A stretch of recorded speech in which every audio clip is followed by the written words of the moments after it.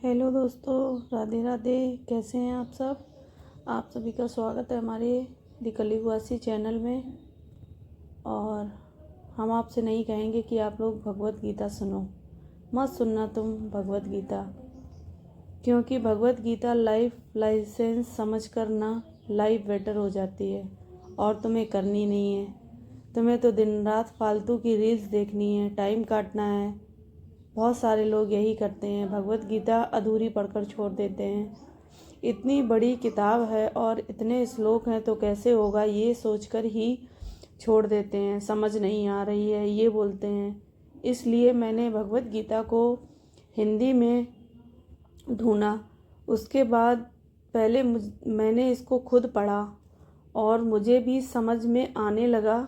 तो फिर मैंने सोचा क्यों ना अच्छा ज्ञान है आप सभी के पास भी पहुंचाया जाए। सुनना ना सुनना वो आपकी मर्जी है। मेरी लाइफ बहुत अच्छी हो गई है तो हमने सोचा कि आप लोग के लिए भी कुछ अच्छा हो, तो हम आप सबसे भी वही शेयर कर रहे हैं। अब ये आपके ऊपर है, आपको सुननी है कि नहीं सुननी है, अपनी लाइफ को बेटर बनाना है कि नहीं बनाना है। मेरी लाइफ तो ठीक हो गई है, इसलिए हम आपसे भी वही साझा कर रहे हैं जो हमने खुद किया है। तो आज हम गीता के 10वें अध्याय पर पहुंच गए हैं और अध्याय का नाम है विभूति योग। तो जानते हैं श्री कृष्ण ने अर्जुन को इसके बारे में क्या बताया है। बोलो राधे राधे। भगवान श्री कृष्ण बोले, हे महाबाहु, तुम मुझ में अत्यंत भक्तिभाव रखते हो, इसलिए मैं तुम्हारे कल्याण के लिए परम रहस्य और प्रभाव युक्त वचनों को कहूँगा। मेरी उत्पत्ति यथार्थ विभूति सहित लीला से प्रकट होने को ना तो देवगढ़ ही जानते और न ही ऋषि महर्षि। मैं सभी देवताओं तथा ऋषि महर्षियों का आदि कारण हूँ। जो लोग मुझे जन्मा अर्थात जन्म रहित अनादि तथा लोक महेश्वर तत्व से जानते हैं, वे मनुष्यों में ज्ञानवान पुरुष सभी प्रकार के पापों से विमुक्त हो जाते हैं। निश्चय करने की शक्ति, यथार्थ ज्ञान, असमूढ़ता, क्षमा, सत्य, इंद्रियों को वशीभूत करना, मन का निग्रह तथा सुख दुख, उत्पत्ति प्रलय और भय, अभय, अहिंसा, समता, संतोष, तप, दान, कीर्ति तथा अपकीर्ति आदि ये प्राणियों के विभिन्न प्रकार के भाव हैं तथा ये सभी भाव मुझसे ही होते हैं। मेरे ही संकल्प से ब्रह्म की उत्पत्ति हुई और ब्रह्म से सप्त ऋषियों की रचना की। सप्त ऋषियों से पूर्व सनकादि तथा 4 स्वयंभुव ऋषियों की रचना और 14 मनु प्रजा सहित उत्पन्न हुए हैं। ये सभी मुझ में भाव वाले मेरे संकल्प से ही उत्पन्न हुए हैं। जो प्राणी मेरी इस परमेश्वर रूपी विभूति को तथा योग शक्ति को तत्व से जानता है, वह निश्चल भक्ति योग से युक्त हो जाता है।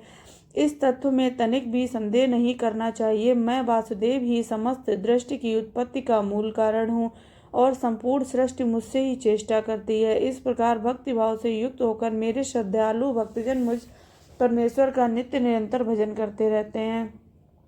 निरंतर मुझ में श्रद्धा भक्ति में मन लगाने वाले और मुझ में उसमें ही प्राणों को अर्पित करने वाले भक्तजन मेरी भक्त की चर्चा करते हुए तथा मेरे प्रभाव व गुण का गुणगान करते हुए सदा संतुष्ट रहते हैं। ये भक्तजन मुझ वासुदेव में निरंतर रमण करते रहते हैं। मैं अपने इस प्रकार के भक्तों को तत्व ज्ञान रूपी योग प्रदान करता हूँ, जिस कारण वे मुझे ही प्राप्त करते हैं। हे अर्जुन, अपने भक्तों के ऊपर अनुग्रह करने के लिए मैं उनके अंतःकरण में स्थित होकर स्वयं ही उनके अज्ञान जनित अंधकार को प्रकाशमान तत्व ज्ञान रूपी दीपक के द्वारा नष्ट करता रहता हूँ। इस पर अर्जुन बोला, हे भगवान, आप पर ब्रह्म, परम धाम तथा परम पवित्र हैं, क्योंकि आपको ही सब ऋषिगण, सनातन दिव्य पुरुष, देवों का भी आदिदेव, जन्म रहित तथा सृष्टि के कण में व्याप्त बताते हैं। इसी प्रकार देवर्षि नारद, असित देवल, ऋषि और महर्षि व्यास भी वर्णन करते हैं तथा आप स्वयं भी अपने बारे में मुझे ऐसा ही बताते हैं। हे केशव, आप जो भी मुझसे कहते हैं मैं सबको सत्य मानता हूँ। हे भगवान, आपके लीलामय स्वरूप को ना तो देव जानते हैं और ना ही दानव जानते हैं। हे सृष्टि के समस्त प्राणियों को उत्पन्न करने वाले, हे भूतेश, हे देवों के देव, हे जगतपति, हे पुरुषोत्तम, केवल आप ही अपने आप को जानते हैं।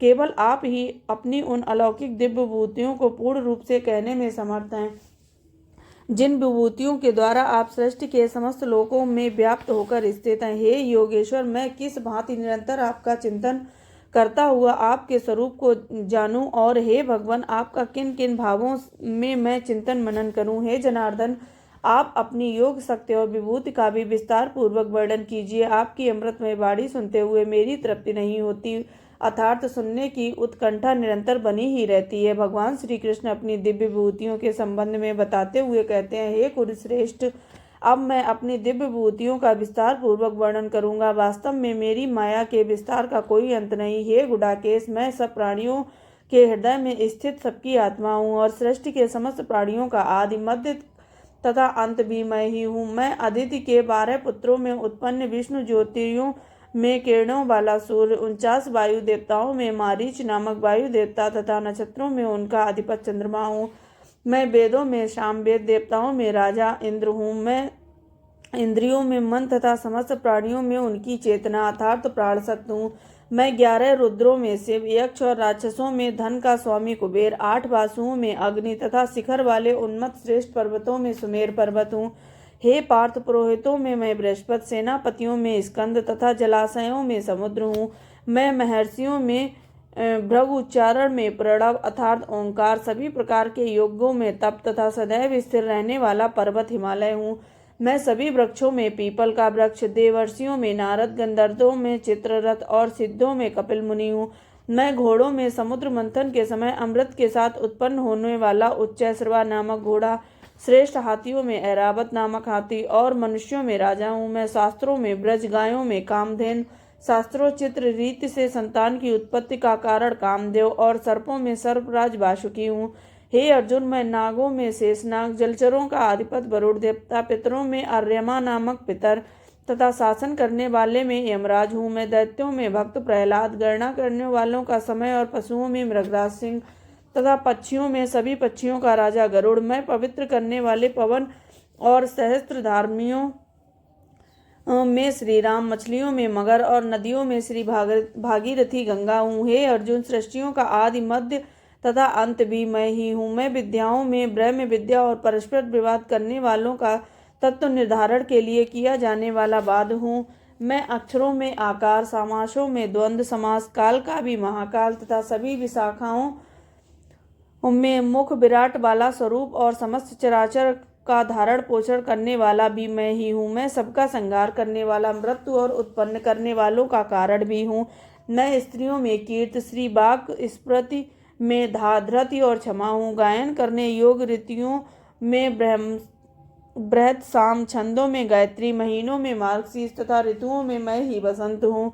मैं छल करने वालों में जुआ और प्रभावशाली पुरुषों का प्रभाव हूँ। मैं जीतने वालों में विजय, निश्चय करने वालों का निश्चय और सात्विक पुरुषों का सत्य हूँ। मैं बाणी वंशियों में वासुदेव अर्थात तुम्हारा परम प्रिय सखा हूँ। पांडवों में धनंजय अर्थात स्वयं तुम, मुनियों में वेद व्यास तथा कवियों में शुक्राचार्य भी हूँ। मैं दमन करने वालों का दंड, जीतने की इच्छा रखने वालों की नीति, गुप्त रखने योग्य भावों का रक्षक मौन तथा ज्ञानशील पुरुषों का तत्व ज्ञान हूँ। हे अर्जुन, इस समस्त सृष्टि के प्राणियों की उत्पत्ति का जो कारण है वह भी मैं ही हूँ। इस सृष्टि का कोई भी चराचर नहीं है जो मुझसे रहित हो। हे परंतप, मेरी अलौकिक दिव्य विभूतियों का कोई अंत नहीं है। मैंने अपनी विभूतियों का यह विस्तार जो तुम्हारे लिए अत्यंत संक्षेप में कहा है, इस सृष्टि की जो ऐश्वर्य युक्त, कांति युक्त और शक्ति युक्त वस्तु है, उसे तुम मेरे ही तेज के अंश की अभिव्यक्त समझो। हे अर्जुन, सार रूप में तुम केवल इतना ही जान लो कि समस्त सृष्टि को अपनी योग शक्ति के अपने केवल एक अंश मात्र से मैंने ही धारण किया हुआ है। अतः इस सृष्टि में जो कुछ भी तत्व रूप तुम्हें दिखाई पड़ता है वह सब कुछ मैं ही हूँ। आइए अब 10वें अध्याय का महत्व जानते हैं कि माता पार्वती भगवान भोलेनाथ से 10वें अध्याय का महात्मन जानने के लिए क्या कहती हैं और इसका क्या महात्मन है। हे महादेवी, पार्वती बोली, श्री गीता जी के 10वें अध्याय का क्या महत्व है। देवी, गीता के 10वें अध्याय के प्रभाव से प्राणी भले ही कितना ही पातकी क्यों ना हो, वह परम पद को प्राप्त कर लेता है। इस अध्याय के महात्मन से संबंधित में मैं तुम्हें एक कथा सुनाता हूँ। प्राचीन काल में काशीपुरी में एक ब्राह्मण रहता था। उसका नाम धीर बुद्धि था। धीर बुद्धि धर्मपरायण, शांत चित्त, हिंसा तथा कठोरता से कोसों दूर रहने वाला और जितेंद्रिय पुरुष था। वह संपूर्ण शास्त्रों तथा वेदों का अच्छा विद्वान था। तथा मन को अंतरात्मा में तल्लीन कर सदा आत्म तत्व का साक्षात्कार किया करता था। वह मेरा इतना भक्त था कि वह जब पदयात्रा किया करता था तो प्रेम बस मैं उसके पीछे पीछे दौड़कर उसे अपने हाथ का सहारा दिया करता था। यह देखकर एक दिन मेरे पार्षद भृंगी ने मुझसे पूछा कि हे प्रभु, आप इस मानव को पग पग पर इस प्रकार सहारा क्यों देते हैं? इस बात का क्या रहस्य है?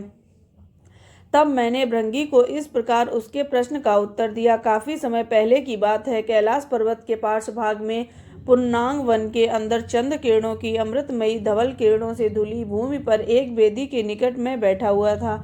उसी समय वहां पर जैसे बेगवान आंधी चल रही हो और कोई तीव्र स्वर प्रकंपित हो उठे हों। इस बेगवान आंधी तथा स्वर के प्रकंपन से अनेक वृक्षों की डालियां टूट टूट कर बिखर गईं।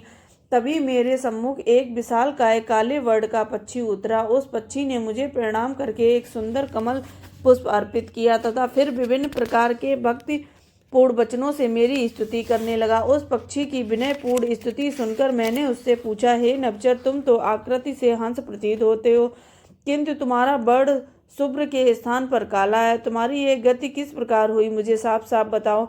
हे देवादिदेव, वह काले वर्ण वाला हंस बोला, वास्तव में मैं एक हंस ही हूँ, ब्रह्मा जी का हंस। वैसे तो आप सर्वज्ञ हैं, अंतर्यामी हैं, आपको सभी बातों की पूर्ण जानकारी है, फिर भी मैं अपने मुख से बतलाता हूँ कि मुझ पर क्या बीती है। एक दिन मैं मानसरोवर की ओर जा रहा था। एकाएक मैं बेहोश होकर नीचे गिर पड़ा। जब मुझे होश आया तो मैंने देखा मेरा श्वेत शुभ्र वर्ण भी श्याम वर्ण में बदल चुका है। मैं अपने इस पीड़ाजनक पतन पर विचार कर ही रहा था कि तभी मुझे एक स्त्री का स्वर सुनाई दिया, हे हंस, मैं तुम्हारे इस पतन का कारण बता सकती हूँ। हंस ने यह बात सुनी तो उसने आश्चर्य से उस स्वर की दिशा में दृष्टिपात किया। उसने देखा एक कमलिनी उसे संबोधित होकर यह कह रही थी। हंस तुरंत ही अपने स्थान से उठकर कमलिनी के निकट चला गया और प्रणाम करके उससे इस प्रकार बोला, हे कमलिनी, मुझसे ऐसा कौन सा अपराध हो गया जिसके कारण मैं इस गति को प्राप्त हुआ हूँ? हे हंस, कमलिनी ने कहा, तुमने अनायास ही मुझे आकाश मार्ग से उड़ते हुए लांघने का अपराध किया है। इसी कारण तुम मूर्छित हुए तथा तुम्हारा बड़ गहरा श्याम हो गया है।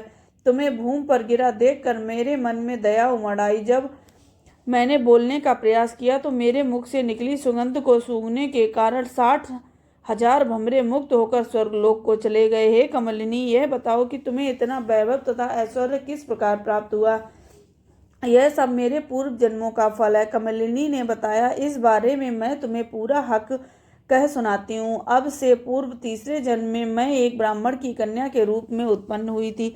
उस समय मेरा नाम सरोज बदना था। मैं अतिथियों तथा गुरुजनों की सेवा करती थी, सदैव अपने पवित्र धर्म का पालन करने में लगी रहती थी। एक बार मैं अपनी घरेलू मैना को पढ़ा रही थी कि पतिव्रत धर्म का पालन करने में मुझसे कुछ विलंब हो गया। तब मेरे पति ने क्रुद्ध होकर मुझसे श्राप दिया कि तू अगले जन्म में मैना ही बने। मेरे पति का श्राप फलीभूत हुआ और अगले जन्म में मैंने मैना के रूप में जन्म लिया। एक मुनिकन्या ने मेरा पालन पोषण किया। जिसके घर में मैं रहती थी उसके यहाँ नित्य प्रतिदिन गीता के 10वें अध्याय का पाठ होता था, जिसका मैं भी श्रवण किया करती थी। उसके प्रभाव से अगले जन्म में मुझे अप्सरा की यौन प्राप्त हुई। इस यौन में मेरा नाम पद्मावती था। एक दिन सुंदर कमलों से सुशोभित इस सरोवर पर मैं जल क्रीड़ा कर रही थी, तभी दुर्वासा मुनि का यहाँ आगमन हुआ। मैं पूर्ण रूप से वस्त्रविहीन थी। मैंने बड़ी शीघ्रता के साथ अपने आप को कमलिनी में बदल दिया, किंतु दुर्वासा मुनि मुझे वस्त्रविहीन देख चुके थे। वे बड़े क्रोधी स्वभाव के थे। उन्होंने मुझे शाप दिया कि मैं 100 वर्षों के लिए कमलिनी ही बनी रहूं। इस प्रकार मैं कमलिनी बन गई, किंतु मुझे अभी गीता के 10वें अध्याय का पाठ भली प्रकार स्मरण था, इसलिए मेरी वाणी लुप्त न हुई और मुझे ऐसा वैभव प्राप्त हुआ। आज मुझे इस कमलिनी के रूप में रहते हुए 100 वर्ष पूरे होने वाले हैं। आज मेरा मुक्ति दिवस है। कहते कहते वह कमलिनी अप्सरा के रूप में बदल गई। हे पशुपतिनाथ, वह हंस बोला। इसके बाद उस अप्सरा ने मुझसे यह कमल पुष्प दिया जो कि मैंने आपके चरणों में अर्पित किया है। उसने मुझे यह भी कहा है कि यदि मैं गीता के 10वें अध्याय का पाठ करूंगा तो मुझे शीघ्र ही मुक्ति प्राप्त हो जाएगी। और हे भृंगी, तुम यह जो ब्राह्मण देख रहे हो, जिसको मैं पग पग पर हाथ से सहारा देता हुआ चलता हूँ, यह पूर्व जन्म का हंस ही है। इसने गीता के 10वें अध्याय का नित्य प्रतिदिन पाठ किया और देह त्याग करने के पश्चात यह ब्राह्मण की काया प्राप्त की है। इस जन्म में भी यह अत्यंत धर्मपरायण तथा गीता के 10वें अध्याय का पाठ करने वाला है। यह कथा सुनाते हुए महादेव ने पार्वती की ओर देखा और इस प्रकार कहा, हे देवी पार्वती, गीता के 10वें अध्याय का पाठ करने वाले प्राणी को शंख चक्रधारी भगवान विष्णु के सदैव दर्शन होते रहते हैं। ऐसे प्राणी की स्नेह दृष्टि जिस परमात्मा यहाँ तक कि ब्रह्म हत्यारे तक पर भी पड़ जाए तो उसके समस्त पाप विनष्ट हो जाते हैं। यही गीता जी के 10वें अध्याय का पाठ करने का महात्म्य है। बोलो राधे राधे।